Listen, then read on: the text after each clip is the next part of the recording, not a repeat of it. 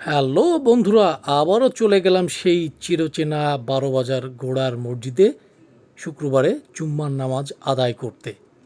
১২ বাজার গোড়ার মসজিদ বাংলাদেশের অন্যতম প্রাচীন একটি নিদর্শন। মসজিদের গায়ে এখনও দেখা যায় পুরনো ইটের নকশা, আর দেয়ালে অলঙ্করণ আছে ইসলামী শিল্পের ছোঁয়া।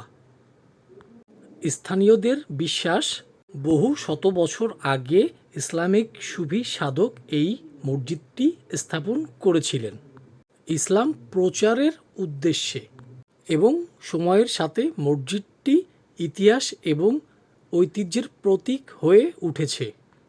আজও দূর দূরান্ত থেকে বহু মানুষ এই মসজিদটি দেখতে আসে, নামাজ পড়ে এবং মুগ্ধ হয়ে ইতিহাসের গন্ধ অনুভব করে।